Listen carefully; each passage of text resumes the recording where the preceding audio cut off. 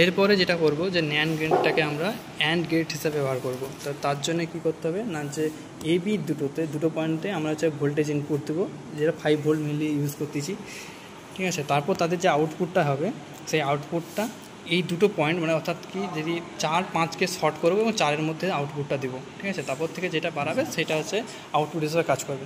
ওখানে তো এইখানে 5 এই যে ভোল্টেজটা দিয়েছি এখানে, এটা হচ্ছে 1 and 2 5 ভোল্ট ইনপুট দিয়েছি। এইটা হচ্ছে আউটপুট যেটা 3 নাম্বার থেকে বেরিয়েছে 4 নম্বরে গিয়েছে, ঠিক আছে। এবং 4 এবং 5 শর্ট করা আছে। এরপর 6টা আউটপুট হিসেবে ব্যবহার করা হবে। এই যে আউটপুট এখানে কানেকশান দেওয়া আছে এখানটাতে, আর বাকি যেমন আগে যেমন সার্কিট ছিল সেরকমই থাকবে, ঠিক আছে।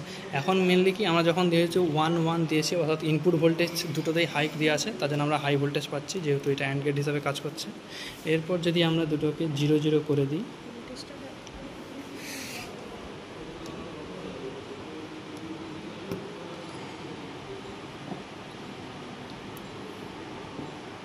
এক্ষেত্রে লো ভোল্টেজ, অর্থাৎ যখন 0-0 তখন এক্ষেত্রে 0 ভোল্টেজ আসতেছে।